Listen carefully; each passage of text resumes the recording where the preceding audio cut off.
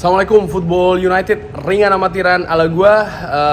Oke, kali ini di airport beberapa teman-teman komentar di kolom komen, terima kasih menanyakan tentang gimana pendapatnya Bang Casemiro di channelnya Fabrizio Romano. Oke, gue sudah lihat beritanya, jadi update-nya itu ya sepertinya akan here we go, karena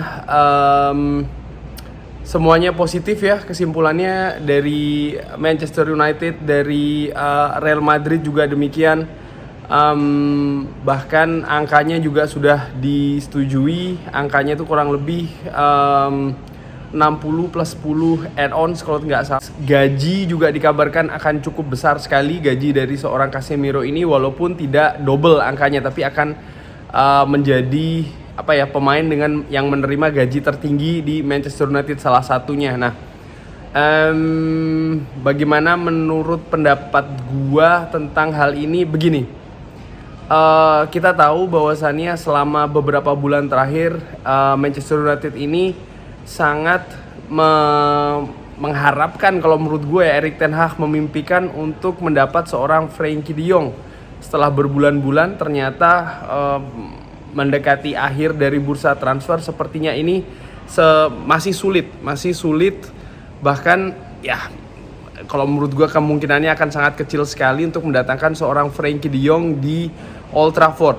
Di sisi lain, lini tengah dari Manchester United ini butuh diperbaiki. Kita lihat dari 2 pertandingan, sektor gelandang bertahan ini menjadi titik lemah. Tidak ada pemain yang bisa menghubungkan antar lini dengan baik. Sudah dicoba Fred, Scott McTominay, bahkan di pertandingan menghadapi Brentford, seorang Christian Eriksen pun juga tidak bisa menjalankan perannya dengan cukup bagus karena ada beberapa blunder di sana. Nah, dari situ menurut gua jelas kita butuh tambahan kualitas. Gua tahu dari masing-masing individu fans termasuk gua ya, dan juga beberapa media itu punya preference sendiri-sendiri mengenai pemain. Ada Milinkovic-Savic, ada Yuri Tillmans, ada banyak nama. Nah, tapi tentu saja faktor yang paling penting menurut gue adalah ya siapa lagi kalau bukan Erik ten Hag sendiri.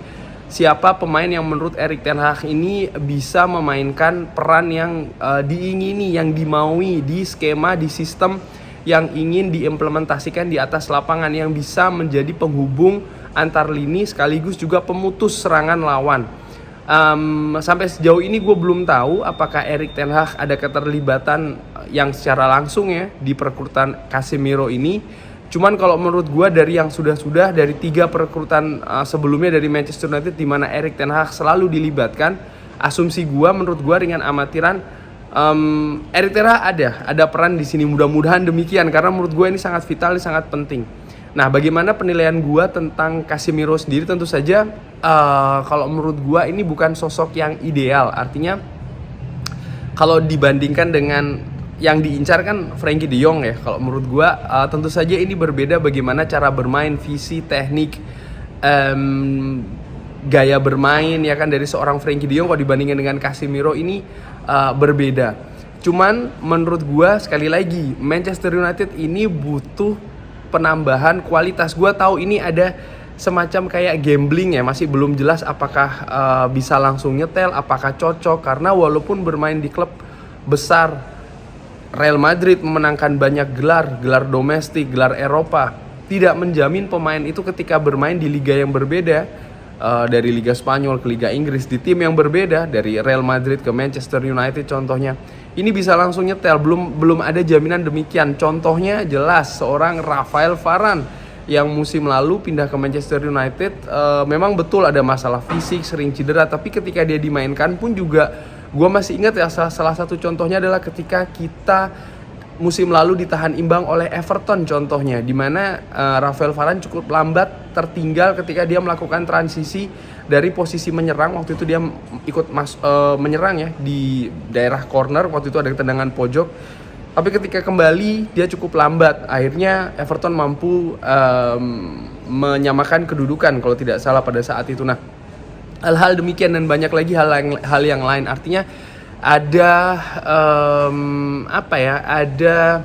adaptasi dan belum tentu juga akan berhasil. Saul contohnya juga bagaimana dari Atletico Madrid ketika musim lalu di Chelsea tidak mendapatkan tempat ya, akhirnya ya seperti kehilangan namanya, walaupun sebelumnya sempat dikait-kaitkan dengan Manchester United kan, Saul Niguez maksud gue akan begini dan begitu, tapi ternyata ketika di Chelsea nggak impresif banget. Bagaimana dengan Casemiro? Ya seperti gua katakan masih 50-50. Ini tergantung, faktor terbesarnya ada di Erik ten Hag. Kalau Erik ten Hag sudah tahu sebelumnya bagaimana pemain ini bermain, bagaimana data-datanya, bagaimana kira-kira bisa masuk skemanya atau tidak, ya bisa akan lebih mempermudah. Kalau menurut gua apakah cocok? Begini, balik lagi, Manchester United ini butuh penambahan kualitas, butuh pemain baru. Bahkan seorang Frenkie de Jong pun ketika datang belum tentu bisa 100% akan langsung nyetel ya menurut gua. Ini melihat juga pemain-pemain yang Thiago Alcantara contohnya musim lalu di Liverpool juga nggak langsung nyetel kan, dia butuh waktu adaptasi. Tapi ketika dia sudah dapat, sudah klik, dia bisa bermain dengan luar biasa. Begitupun juga menurut gua Casemiro. Gimana ya? Gua secara pribadi sih sebenarnya kurang begitu yakin. Tapi faktor utama adalah kita butuh pemain baru. Itu dulu menurut gue. Mudah-mudahan bisa nyetel ya. Mudah-mudahan bisa nyetel karena tentu saja Casemiro ini juga bukan pemain sembarangan. Dia punya CV ya kan, artinya bermain di Real Madrid, tim nasional Brazil. Yang menurut gue sudah punya modal ini. Tinggal bagaimana dia nanti harus beradaptasi, menyesuaikan dan lain-lain dengan liga, dengan kompetisi yang baru, dengan tim yang baru pula. Apakah gue excited? Ya gue excited dengan perekrutan ini Casemiro. Karena apa? Balik lagi gue katakan, kita butuh penambahan. Gue tahu ada nama banyak. Gue pun juga punya nama-nama lain kan yang gue pernah bahas di channel gue ini.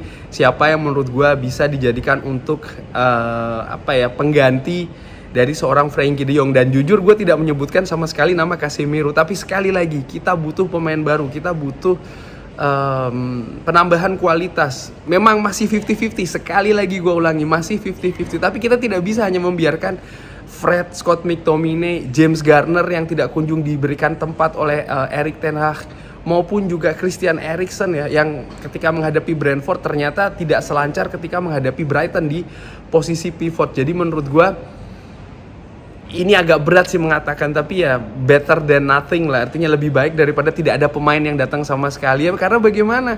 Sudah telat ya kan, tidak tinggal beberapa lama lagi waktu akan tutup di bursa transfer. Oleh karena itu ada dua hal yang penting. Nomor satu adalah adaptasi, nomor dua adalah kesabaran. Karena ya bukan tidak mungkin Casemiro juga akan butuh proses adaptasi. Dan juga harus sabar, sang pemain harus sabar, fans juga harus sabar ya.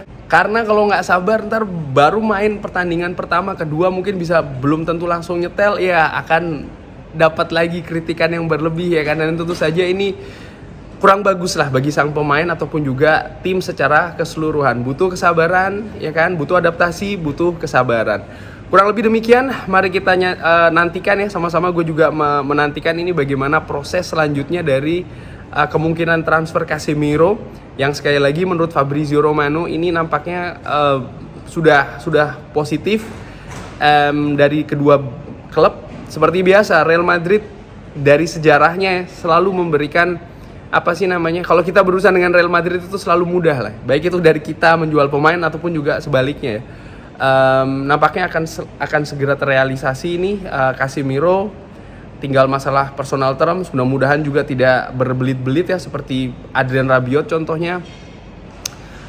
Kabar terakhir dari Fabrizio Romano itu mengatakan kalau kemungkinan tampil menghadapi Liverpool, Casemiro ini masih belum pasti karena ya masih belum dijadwalkan medical test dan lain-lain. Cuman ya sama-sama kita nantikan saja bagaimana perkembangannya. Nanti kalau seandainya ada update lagi, kalau sudah ya ada here we go atau seperti apa, insya Allah akan gue update lagi di Football United. Terima kasih sudah menyaksikan. Jangan lupa like, sholat, dan juga subscribe.